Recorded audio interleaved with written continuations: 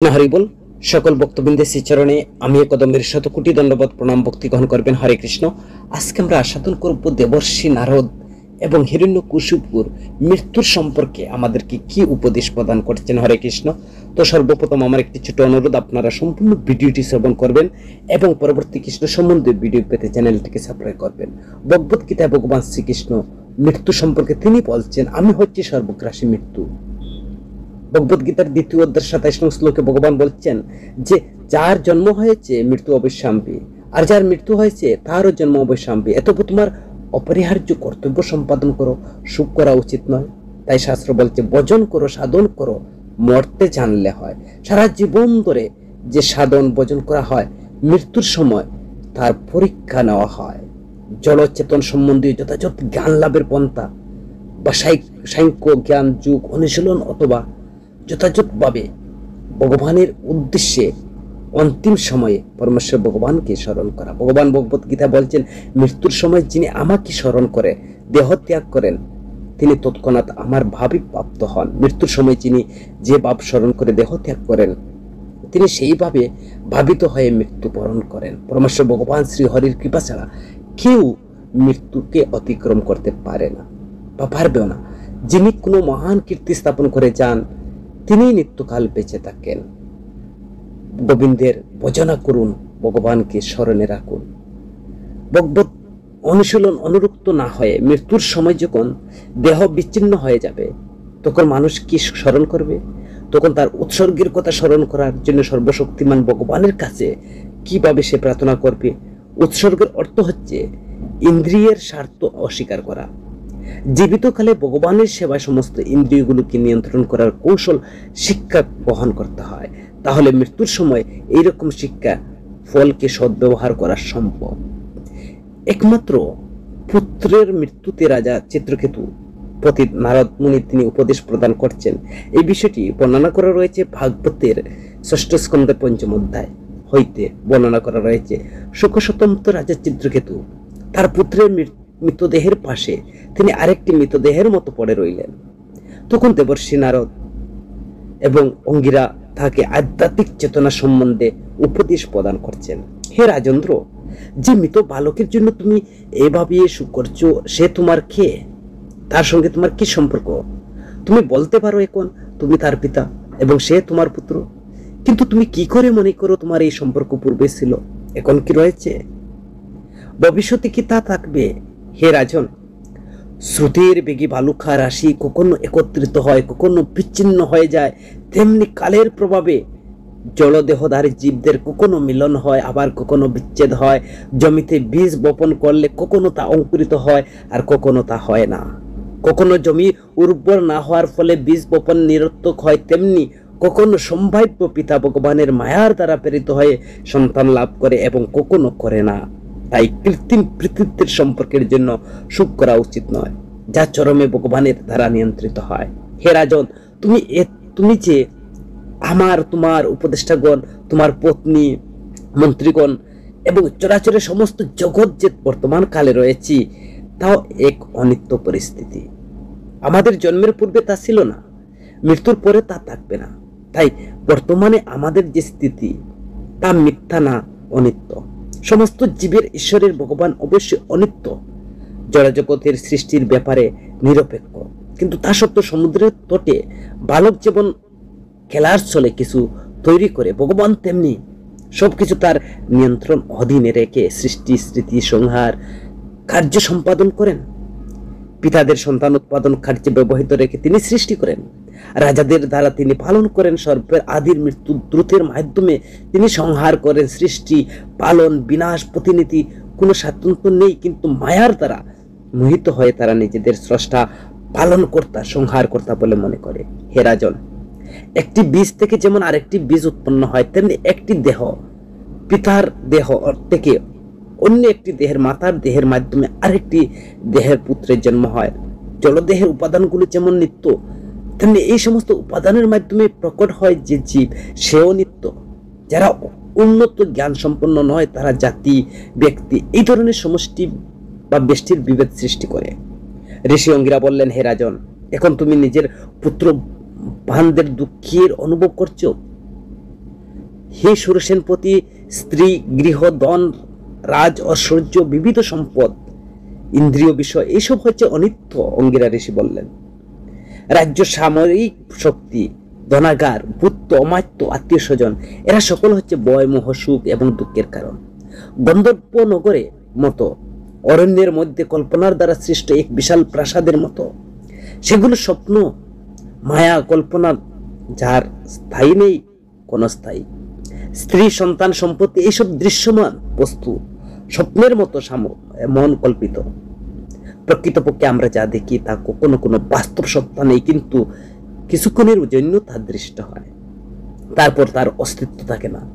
আমাদের পূর্বকৃত কর্মফল অনুসারে আমরা এই প্রকার কল্পনা সৃষ্টি করি এবং সেই অনুসারে পুনরায় কার্য করি। দেহ অভিমানী জীব পঞ্চ মহাভৌতিক, পঞ্চ জ্ঞানেন্দ্রিয়, পঞ্চ কর্মেন্দ্রিয়, মন সমস্তিত্ব দেহের মগ্ন থাকে।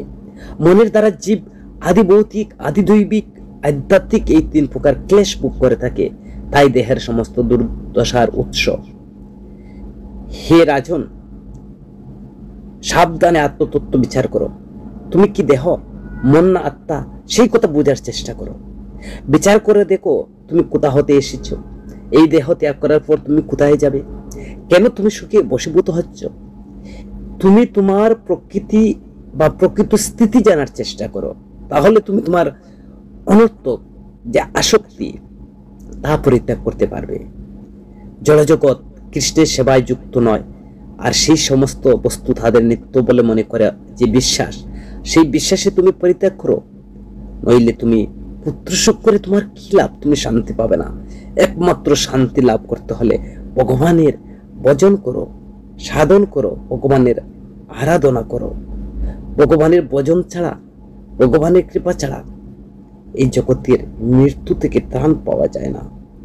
তাই তো ভাগবতে শুকদেব গোস্বামী বলছেন, যখন পরীক্ষিত মহারাজ প্রশ্ন করেছিলেন যে মৃত্যুর পদযাত্রী জীবের করণীয় কাজ কি, তখন শুকদেব গোস্বামী তিনি বলছিলেন, সমস্ত দুঃখ দুর্দশা থেকে যে মুক্ত হওয়ার বাসনা করে তাকে অবশ্যই পরমাত্মা, পরম নিয়ন্তা এবং সমস্ত দুঃখ হরণকারী পরমেশ্বর ভগবানের কথা শ্রবণ এবং কীর্তন করা।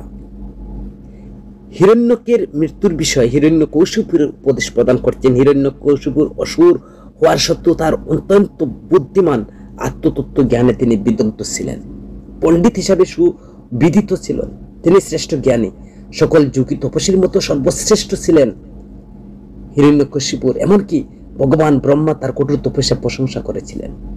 যখন তিনি তাকে ভাজ্যত অমরত্বের বর দিতে এসেছিলেন, ব্রহ্মা বলেছিলেন, হিরণ্যকশিপুর ন্যায় এমন কঠোর তপস্যা পূর্বে কেউ কখনো করতে পারেনি, আর ভবিষ্যতে করতে পারবেও না। হিরণ্যকশিপুরের এত সব গুণে গুণান্বিত একজন বিখ্যাত ব্যক্তি হওয়ার সত্ত্বেও তিনি একজন অসুর ছিলেন। কেননা সমস্ত গুণ থাকার সত্ত্বেও সে ভগবানের চরণে আত্মসমর্পণ করেনি। এটাই হচ্ছে তার মিস্টেক। কোনো ব্যক্তি কি পরিমাণ সদ্গুণ রয়েছে তা কোনো ব্যাপার নয়, কিন্তু সে যদি ভগবানের ভক্ত না হয় তবে তার সমস্ত গুণ ব্যর্থ হয়ে যায়। হিরণ্যকশিপুর একজন অসুর হওয়ার সত্ত্বেও ছিলেন জ্ঞানী। যদিও তার ভাই হিরণ্যকের মৃত্যুতে আমরা তার দর্শনে শ্রবণ করি, তবে দেখা যায় যে তিনি ভগবদ গীতার শিক্ষায় অনেক উন্নত ছিলেন। হিরণ্যকশিপুর অবশ্যই তিনি মূল শিক্ষা ভগবানের চরণে শরণাগতির অনুধাবনে ব্যর্থ ছিলেন। তার সত্ত্বেও পরিবারের প্রতি তার শিক্ষা আমাদের জন্য গুরুত্বপূর্ণ। সেই জন্য আমরা শ্রীমদ্ ভগবত থেকে হিরণ্যকের মৃত্যুতে পরিবারের প্রতি তার ভাই হিরণ্যকশিপুরের শিক্ষাটি আমরা তুলে ধরলাম। কারণ হিরণ্যকশিপুর যদিও অসুর হয়, তার শিক্ষা, তার জ্ঞান থেকে আমাদের অনেক শিক্ষণীয় বিষয় রয়েছে। হিরণ্যকশিপুর তার ভাই হিরণ্যকের মৃত্যুতে অত্যন্ত ক্ষুধামৃত হয়েছিলেন। তিনি সকল অসুরকে ব্রাহ্মণ্য সংস্কৃতি ধ্বংস করার আদেশ দিলেন, যাতে কোনো রকমের যজ্ঞ সম্পাদিত না হয়। যজ্ঞের অভাবে দেবতারা দুর্বল হয়ে পড়বে। তিনি তার ভাইকে হত্যার জন্য ভগবান বিষ্ণুর উপর খুব ক্ষুধামৃত হলেন। অসুর পার্শ্বদের সকল প্রকার যজ্ঞ পণ্ড করার আদেশ দিলেন। সুখস্বতন্ত্র পরিবারকে সান্ত্বনা দেওয়ার জন্য হিরণ্যকশিপুর তার ক্রোধ সংবরণ করলেন। বিষয়টি ভাগবতে বর্ণনা করা রয়েছে। হিরণ্যকশিপুর বলল যে, হে মা, হে ভাতৃবধূ, হে ভাতৃস্ব পুত্রগণ, মহান বীরের মতো মৃত্যুতে তোমরা সুখ করো না, কারণ শত্রুর সম্মুখে বীরের মৃত্যু অত্যন্ত প্রশংসনীয় এবং বাঞ্ছনীয়। হে মাথা, ভোজনশালায় অথবা পানশালায় যেমন পথিকেরা একত্রে মিলিত হয়, জল পান করার পর তারা গন্তব্যস্থল অভিমুখে গমন করে, তেমন জীবেরা কোনো পরিবারে বা একত্রে মিলিত হয়, তারপর তার কর্মফল অনুসারে বিচ্ছিন্ন হয়ে যে যার নিজ গন্তব্যস্থলে অভিমুখে গমন করে। জীবাত্মার মৃত্যু নেই, কারণ সে নিত্য আবার অভ্যে জড়কলুষ থেকে মুক্ত হওয়ার ফলে সে জড়জগৎ অথবা চিৎ জগতের যে কোনো স্থানে যেতে পারে। সে পূর্ণ জ্ঞানময়, সমস্ত সর্বত্রভাবে জড়দেহ থেকে সে ভিন্ন, কিন্তু তার ক্ষুদ্র স্বাধীনতার অপব্যবহার করার ফলে আর জড়া প্রকৃতির সৃষ্ট সূক্ষ্ম এবং স্থূল শরীর ধারণের বাধ্য হয়। তার ফলে তাকে তথাকথিত সুখ দুঃখ ভোগ করতে হয়। এই আত্মার দেহ ত্যাগের সুখ করা উচিত নয়। হিরণ্যকশিপুর তার পরিবর্গকে তিনি উপদেশ প্রদান করছেন। অস্থির জলে সৃষ্টির তিস্তৃত বৃক্ষগুলোর প্রতিবিম্ব অস্থির বলে মনে হয়, তেমনি মানসিক বিকারের ফলে যখন চক্ষুতি ঘূর্ণিত হয় তখনই ভূমি ঘুরছে বলে মনে হয়। হে মাতা, তেমন মন যখন জড়া প্রকৃতির গুণের দ্বারা বিচলিত হয়, তখন জীবের যদি সূক্ষ্ম স্থূল শরীরের বিভিন্ন অবস্থা থেকে সম্পূর্ণ মুক্ত, তবুও মনে করেছে সে এক অবস্থা থেকে আরেক অবস্থায় পরিবর্তিত হচ্ছে। জীব মহাচন্ন অবস্থা থেকে তার দেহ ও মনকে আত্মা বলে মনে করে, কোনো ব্যক্তিকে তার আপন, কোনো ব্যক্তিকে পর বলে মনে করে। এই ভ্রান্তির ফলে সে দুঃখ ভোগ করে। হে মাথা, প্রকৃতপক্ষে তার মনোভাব জড়জগতে তথাকথিত সুখ ও দুঃখের কারণ। এইভাবে অবস্থানের ফলে বদ্ধ জীবকে বিভিন্ন ঝুনিতে জন্মগ্রহণ করে আর বিভিন্ন চেতনা কার্য করতে হয়, তার ফলে নতুন দেহের সৃষ্টি হয়। এই নিরন্তর জড়জাগতিক জীবনকে বলা হয় সংসার। এই সংসারের ফলে জন্ম মৃত্যু সুখ মোহ চিন্তার উদয় হয়। এইভাবে কখনো আমাদের বিবেকের উদয় হয়, কখনো বা আমরা অজ্ঞানে অন্ধকারে পতিত হয়। এই সম্পর্কে একটি প্রাচীন ইতিহাসের উদাহরণ দেওয়া হয়েছে। এতে যমরাজ এবং মৃত ব্যক্তির বান্ধবের আলোচনা সম্পর্কে। দয়া করে আপনারা মনোযোগ সহকারে এটি শ্রবণ করবেন। উনিশ্বর নামক রাজ্যে সুযোগ্য নামক এক বিখ্যাত রাজা ছিলেন। তিনি যুদ্ধে শত্রুদের দ্বারা নিহত হলেন। আত্মীয় স্বজনদের এবং মৃতদেহের চারদিকে বেষ্টন করে সুখ করছেন, আর তার রত্নময় কবচ বিশীর্ণ হয়েছিল, আবরণ মালা স্থানচ্যুত হয়েছিল, কেশ পাশ বিক্ষিপ্ত হয়েছিল, চক্ষুদয় প্রায় নিষ্প্রভ হয়েছিল। শত্রু বাণের দ্বারা হৃদয় বিদীর্ণ হয়ে নিহত সেই রাজার রুধির প্লাত কলেবর যুদ্ধক্ষেত্রে শায়িত ছিল। মৃত্যুর সময় রাজা তার বীরত্ব প্রদর্শন করতে চেয়েছিলেন এবং তার ফলে তিনি তার অদর দংশন করেছিল।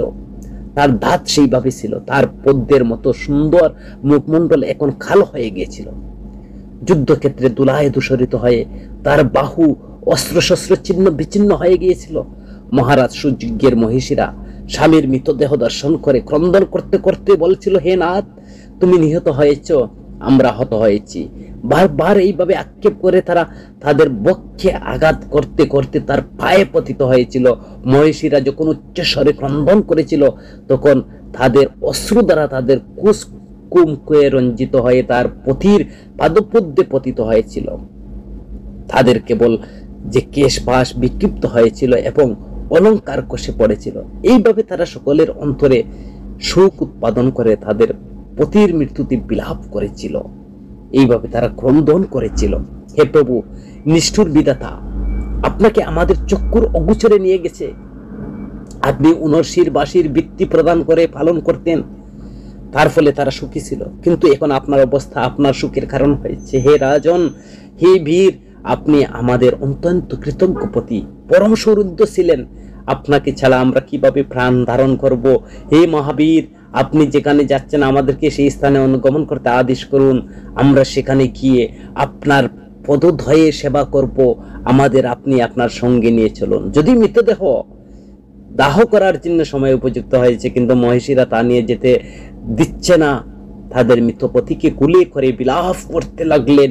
ইতিমধ্যে সূর্য পশ্চিম দিকে অস্ত চলে যাচ্ছে, আর রানীরা যখন রাজার মৃত শরীরের জন্য বিলাপ করে উচ্চস্বরে ক্রন্দন করছিলেন, তখন যমালয় থেকে যমরাজ তা শুনতে পেয়েছিলেন, আর স্বয়ং যমরাজ একটি বালক রূপ ধারণ করে মৃত রাজার আত্মীয় স্বজনদের কাছে এসে উপনীত হলেন।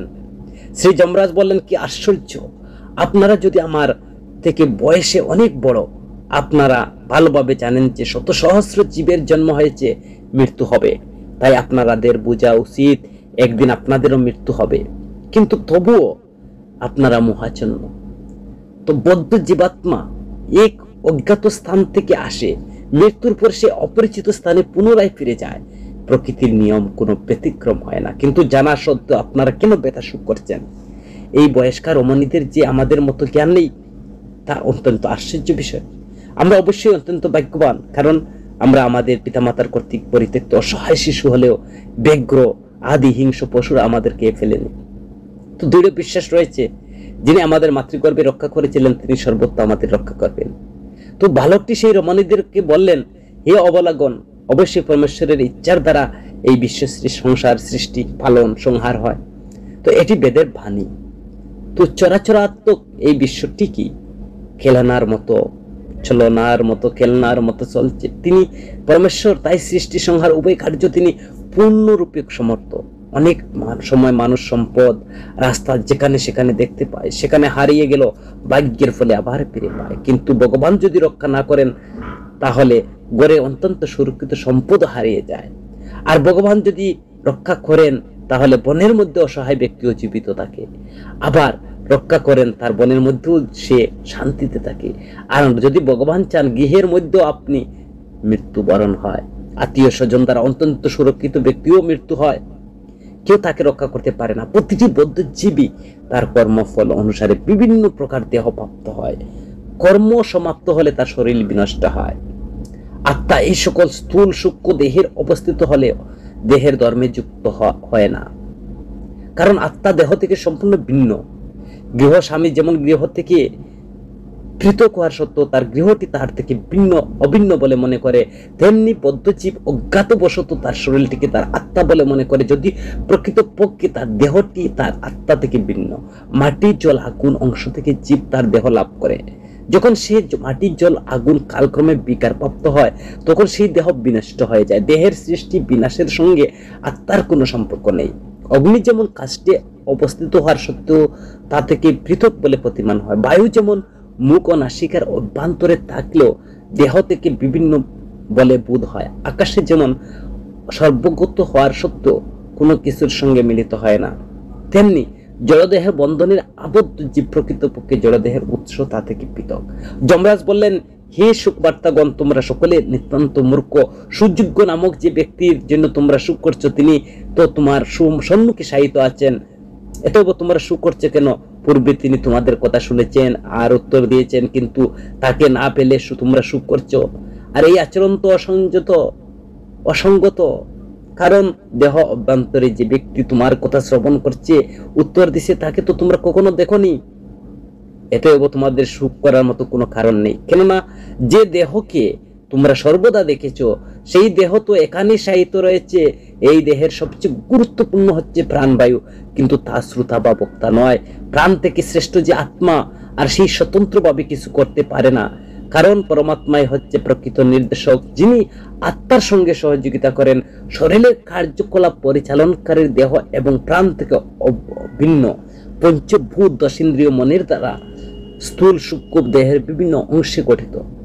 জীবাত্মা উৎকৃষ্ট কিন্তু নিকৃষ্ট সমস্ত জলদেহের সংস্পর্শে এসে পরে স্বীয় শক্তি বলে দেহ ত্যাগ করে। জীবের বিভিন্ন প্রকার শরীরের ক্ষমতা থেকে এই বল উপলব্ধি করা যায়। আত্মা যতক্ষণ মন বুদ্ধি অহংকার সমন্বিত সূক্ষ্ম দেহের দ্বারা আচ্ছাদিত থাকে, ততক্ষণ সে সকাম কর্মের বন্ধনে আবদ্ধ থাকে। আর এই আবরণের ফলে আত্মা জলা প্রকৃতির সঙ্গে সম্পর্কযুক্ত, জন্ম জন্মান্তর ধরে অবিদ্যাবশত বিপরীত কার্যস্বরূপ ক্লেশ ভোগ করে প্রকৃতির গুণ, তা থেকে উৎপন্ন তদাকথিত সুখ দুঃখের বাস্তব বস্তুরূপ দর্শন করে। তো জাগ্রত অবস্থায় মন যখন বিচরণ করে, মানুষ নিজেকে গুরুত্বপূর্ণ বলে মনে করে। তো রাত্রে নির্দিত অবস্থায় সে যখন সুন্দর রমণীকে সম্মুখ করছে বা দর্শন করে, তার নিশ্চয়ই স্বপ্ন মাত্র। তেমনি ইন্দ্রিয়জাত সুখ দুঃখকে অর্থহীন বলে জানা উচিত। আত্মজ্ঞ ব্যক্তি আত্মাকে নিত্য এবং দেহকে অনিত্য বলে জানার ফলে কখনো সুখ বশীভূত হয় না। কিন্তু যারা স্বরূপে জ্ঞান রহিত, সুখ করা তাদের স্বভাব। তাই মহাচন্ন ব্যক্তিকে শিক্ষাদান করা অত্যন্ত কঠিন। এক সময় এক বেদের আহারের প্রলোভন দেখিয়ে জালের সাহায্যে পাখিদের ধরত, আর যেই মৃত্যুর দ্বারা প্রেরিত পক্ষী ঘাতক রূপে নিযুক্ত হয়েছিল, বনের বিচরণ করতে করতে সে বেদ একজোড়া কুলিঙ্গ পক্ষী দেখতে পেল, আর পক্ষী যুগলের মধ্যে পক্ষিনী সে বেদের কর্তৃক প্রলুব্ধ হয়ে তার জালে আবদ্ধ হয়েছিল। হে সুযোগ্য মহিষীগণ, স্ত্রীকে বিধি বসে মহাবিপদগ্রস্ত দেখে অত্যন্ত দুঃখিত হয়েছিল। অসহায় পক্ষীটিকে তাকে মুক্ত করতে অসমর্থ হয়ে স্নেহবশত দীনভাবে বিলাপ করতে লাগলো। বিধাতা কি নির্দয়া, আমার বিপন্না পত্নী অসহায় আমার জন্য সুখ করছে, আর এই দিন পক্ষীটি নিয়ে বিধাতা কি লাভ হলো, তার কি প্রয়োজন হলো? তো নির্দয়া বিধাতা যদি আমার অর্ধদেহরূপ স্ত্রীকে নিয়ে যান, তবে তিনি আমাকে নিয়ে যান না কেন?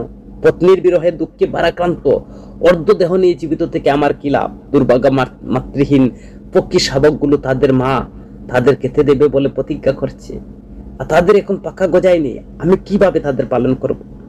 তো পত্নীর বিয়োগে ব্যাকুল হয়ে কুলিঙ্গ পক্ষীটি অশ্রু নয়নে বিলাপ করেছিল, আর সেই কালে প্রেরিত বেদ দূর থেকে গোপনে সে কুলিঙ্গ পক্ষীটিকে বানে বিদ্ধ করে হত্যা করেছিল।